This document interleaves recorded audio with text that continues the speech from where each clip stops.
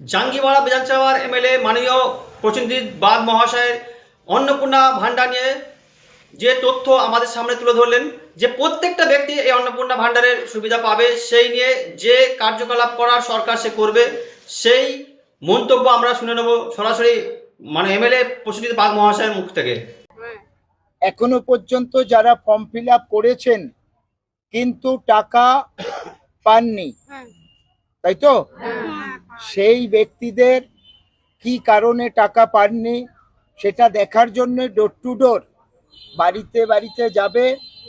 অঙ্গনওয়াড়ি কর্মীদেরকে নিয়োগ করা হয়েছে, তারা গিয়ে বিষয়টা দেখবে, তদন্ত করে আসবে। 12 তারিখ পর্যন্ত এই তদন্ত করার প্রক্রিয়াটা চলবে, চলে সেটাকে জমা করা হবে, জমা করিয়ে সরকারের কাছে পাঠানো। তারপরে সরকার যে সিদ্ধান্ত নেবে, যদি মাঝেই টাকা ঢুকিয়ে দেয় তো দেবে, সেটা সরকার সিদ্ধান্ত নেবে। বাকি তারপরেও যদি কেউ পড়ে থাকে যারা ফর্ম ফিল আপ করেছেন, সে বিষয়গুলোও আবার নেক্সট টাইমে দেখা হবে।